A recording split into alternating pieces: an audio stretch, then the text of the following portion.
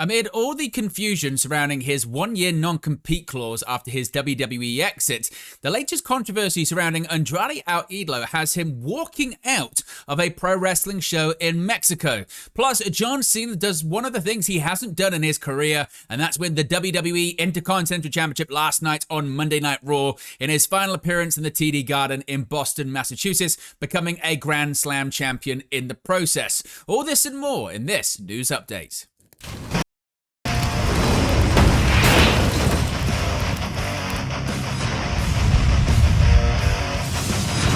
Hey guys, welcome back to Wrest News 365. Hope everyone is doing very well. As always, there are plenty of news stories to get into in the world of professional wrestling. And Andrade out-Idolo. We begin with the former WWE superstar, maybe current AEW wrestler. There is so much confusion surrounding his status currently in professional wrestling. And in a week of reported walkouts happening first on AEW Collision with Nixon Null and her tag team partner, it looks like Andrade also walked out of a pro wrestling show of his own.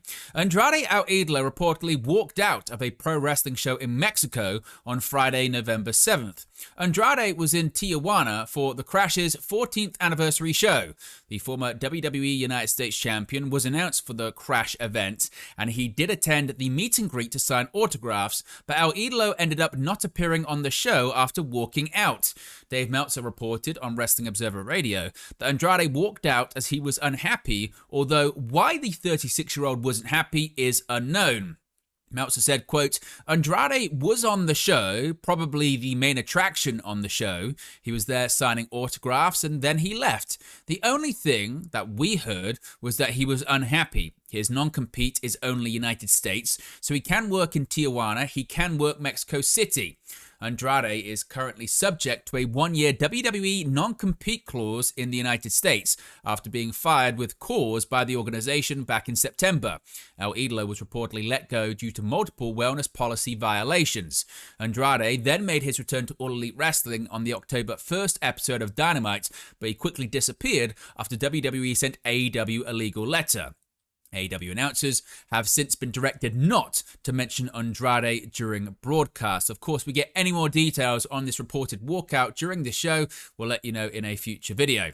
Now, switching to last night's episode of WWE Monday Night Raw, and if you watched our Major Surprises video, you would have heard the possibility of John Cena maybe winning the Intercontinental Championship. Cena made history last night in Boston, Massachusetts, after opening the show with an explosive promo segment. Dominic Mysterio and John Cena clashed in Raw's opening bout, with Mysterio putting his Intercontinental Championship on the line.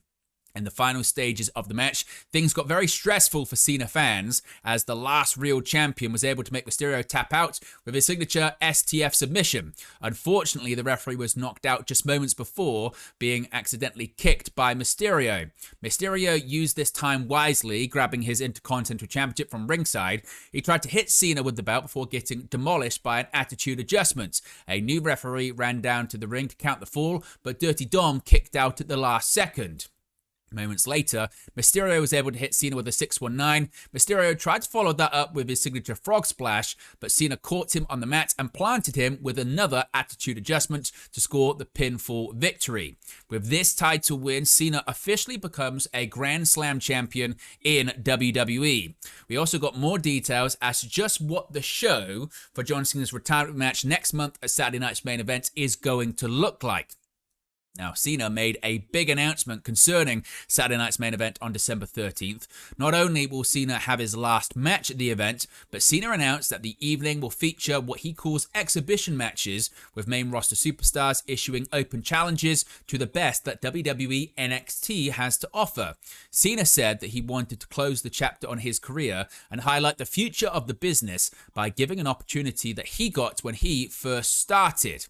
Now, Cena's final opponent at the Saturday Night's Main Event will be determined via the Last Time It Is Now tournament, which began last night on November 10th. Now, in terms of whose idea this was to feature these NXT talents, Brian Alvarez of the Wrestling Observer has reported that NXT talents having matches at Saturday Night's Main Event was Cena's decision, as the 48-year-old loved his recent time at the WWE Performance Center. Cena twice visited the WWE PC in October, and he thanked the developmental talents following his second visit. Quote, being coachable can open our minds to learn. Thank you to all the superstars at the WWE PC for sharing me with different perspectives of our business. I spent the week digesting their feedback and was grateful to be able to return today for another chance to learn and share wisdom, Cena tweeted. So it was Cena's idea, and those are the plans for his retirement show.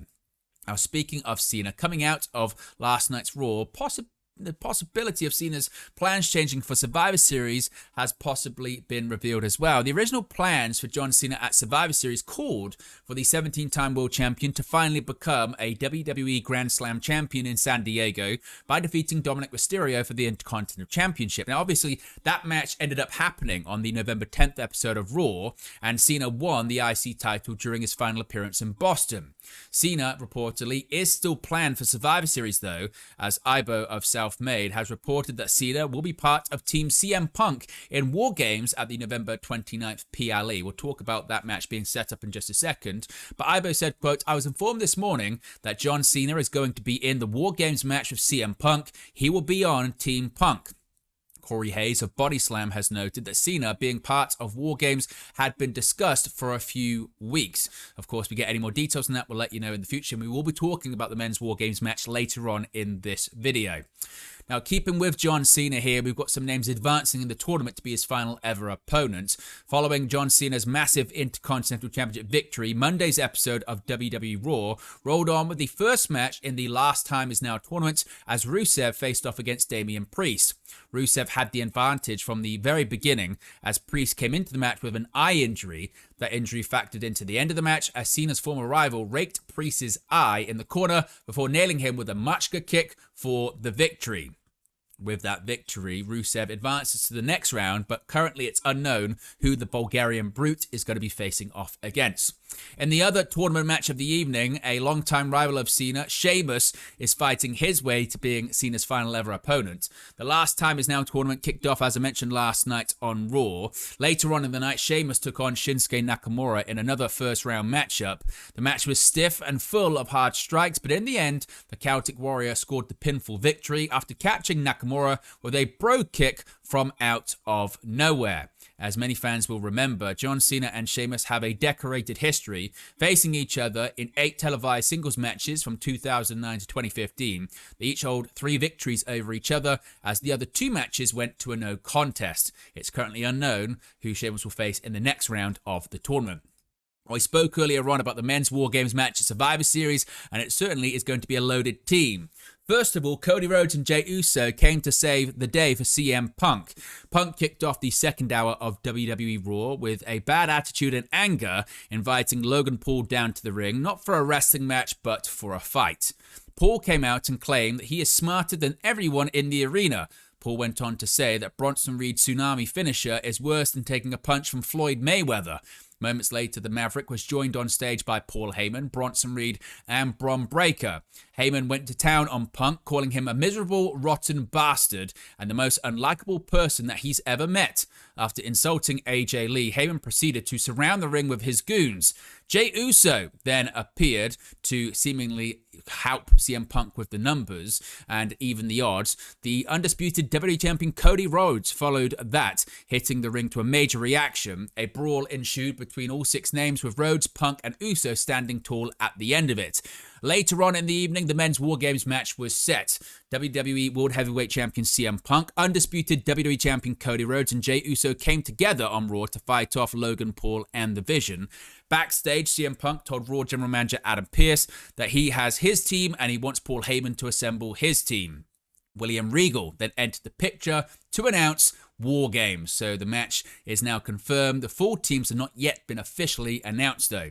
In a surprising twist last night on Raw, we have brand new Women's Tag Team Champions, something that I did not expect on my Major Surprises video. The Kabuki Warriors captured the Women's Tag Team titles on Raw, defeating now ex-champions Alexa Bliss and Charlotte Flair. The finish saw Kairi hit the insane elbow on Charlotte for the victory. Prior to the finish, Lash legend and Nia Jax interfered, taking out Bliss. The referee did not see the interference, thus the match continued. This marks the 3rd reign as Women's Tag Team Champions for the Kabuki Warriors. They last held the titles from January to May 2024. Bliss and Charlotte held the title for 100 days, making 5 successful title defenses, but this now, I guess, features into the Women's War Games match at Survivor Series because Rhea Ripley and Io Sky are back.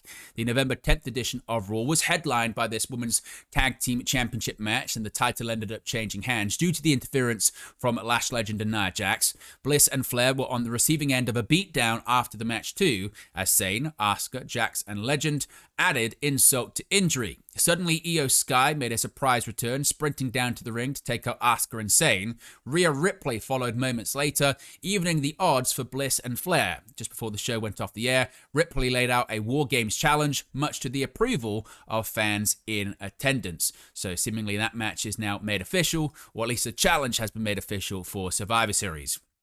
Raw featured also a shocking heel turn, something we did predict in our surprises video. Stephanie McCur continued her dominant run as WWE Women's World Champion on Monday's episode of Raw, defeating Raquel Rodriguez to retain the title. After the match, things got messy as Nikki Bella seemingly ended her friendship with McCur after blasting her with the Women's World Championship.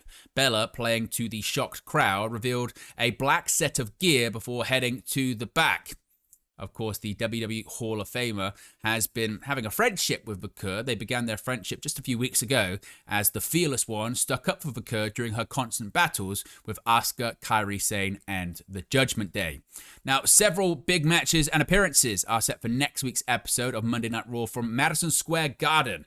First, Maxine Dupree will finally get another crack at Becky Lynch as she'll challenge the man for the Women's Intercontinental Championship.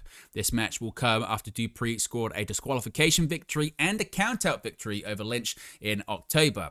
Also, John Cena will return to Madison Square Garden to make his first appearance as WWE Intercontinental Champion and also his final appearance in MSG. Of course, Cena, now the IC Champion after defeating Dominic Mysterio last night. In addition to that, the Last Time Is Now tournament will roll on. Gunther will make his return to WWE to face off against NXT's Javon Evans in a first-round matchup. In a separate first-round match, Solo Sikoa will take on a mystery opponent. We'll have to wait and see who that mystery opponent is. Now, going over to AEW once again, more details regarding this Miranda Alizé, Nixon Newell, and AEW situation. Now, after the live stream the two participated in, that was on Twitch, a number of AEW talent and staff reportedly reached out to Fightful's Sean Ross Sapp about the situation. It was claimed to Fightful Select that AEW wrestler, commentator, creative team member Bryan Danielson even spoke with Nixon Newell and Miranda Alizé and wasn't thrilled about the way the match went on November 1st, as it wasn't the goal that AEW had. Nixon Newell spoke with Fightful and adamantly denied this, saying that she'd never met Danielson. A number of women in the AEW/Ring of Honor locker room contacted Fightful to express their frustration as well, saying that they would have loved for even 3 minutes on Collision. The most common thing that Fightful say they heard about from people in AEW was that likely nobody would have found out about the situation at all if Miranda Alizé had not tweeted, quote, "We have so much to say, ... before Collision even started and started retweeting criticism of their booking. The common belief was that if things actually ended smoothly, it wasn't smooth anymore once that happened. Now, Fightful do know that a number of AEW/ROH talent attempted to reach out. In regards to Newell not getting many bookings, something that she said herself, Fightful heard that she had talks earlier this year with a company after that. People of influence in that company stated that the conversations didn't go well and they soured on possibly booking her because of some of the asks. It was never specified to Fightful what those asks were. Fightful say they did reach out to Nixon Newell for comment or clarity once again, but didn't hear back. On November 9th, she said, quote, "No, we had no disagreements. Miranda and I are really the ones that have the details about how yesterday went," end quote.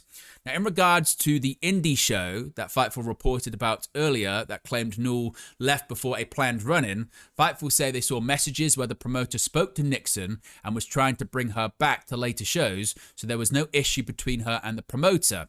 It appears to have been a miscommunication between promoter and the talent. Newell stated that she wasn't informed of a potential run-in until after her match, at which point she informed the promoter that her flight was in an hour and she had to leave. leave. A talent had claimed they spoke to Newell directly about it and that she'd agreed. It appears the travel was not communicated to the other talent. However, Newell was adamant that the other talent were informed.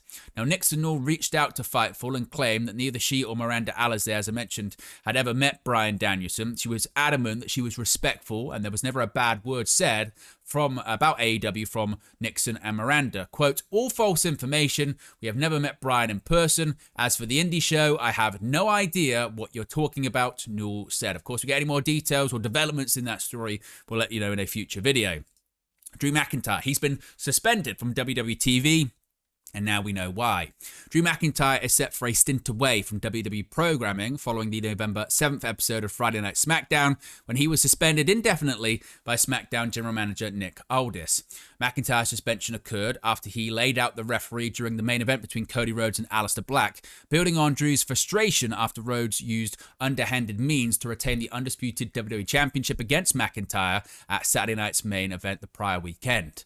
McIntyre could be gone from WWE television for some time, as Dave Meltzer reported on Wrestling Observer Radio that the former World Heavyweight Champion was given a storyline suspension due to doing a movie. The movie is likely the reboot of Highlander, which is expected to begin production in early 2026. McIntyre has been cast as Angus MacLeod, the brother of Henry Cavill's Connor MacLeod. So it looks like McIntyre is going to be taking some time away for that. Now, the movie looks set to require substantial training for the role. Batista, Dave Batista that is, who has been cast in the movie, revealed to Collider that he has been training for Highlander since late August. Quote, I've been training since then with a couple of weeks in California, so I've been training for quite a bit, and it's a grind. Not only did I have the physical stuff, the stunt training, the sword fight training, the fight training, but Chad has also asked me to put on a few pounds, so I've been on weight training on top of that as well. So it's been a grind, Batista said. Of course, we get more details on McIntyre's role in the film or when he's expected to be back. We'll let you know in the future. And finally, Julia is no longer the Women's US Champion. Julia's reign as WWE Women's United States Champion came to an end after 133 days on the November 7th edition of Friday Night SmackDown as she dropped the belt to Chelsea Green, with Green winning the match via roll-up after she used the ropes for leverage. Julia had been champion since June 27th when she defeated Zelina Vega for the title, but the former Stardom star had seldom defended the title, only putting the belt on the line twice before her loss to Green. Julia's title loss may have been related to plans for a push, however. According to Corey Hayes of Body Slam, the plan as of several weeks ago was for Julia to enter the main event picture, and this could have been the reason for her dropping the Women's United States Championship. Quote, the plan weeks ago was for her to enter the main event scene, hoping that's still the plan, and she took the L like that for Chelsea. For that reason, Hayes tweeted. Now, any plans for Julia to move into the main event scene picture may be delayed until after Survivor Series. Dave Meltzer of the Wrestling Observer newsletter has reported the original plans for the Women's War Games match didn't include Julia. The original plan was Rhea Ripley, Io Sky, Charlotte Flair, and Alexa Bliss, in addition to AJ Lee versus the team of Nia Jax, Lash Legend, Asuka, Kairi Sane, and Becky Lynch. Now, the, construction of that match has partially been put together. What happened last night on Raw, only AJ Lee and Becky Lynch have been yet to be added to those respective teams, but that could happen as soon as next week's episode of Raw from Madison Square Garden. But there you go, guys, the latest pro wrestling news for you. Be sure to smash a like on the like button. Be sure to subscribe, bottom right-hand corner. As always, let me know your thoughts in the comment section below, and I'll speak to you again very, very soon. Hey guys, thank you for watching, listening, streaming, or however you come across this video today. Be sure to click on the video on the right there to watch our next video, or click the bottom there to subscribe, or the bottom right hand corner. Thank you very much, and I'll speak to you again very soon.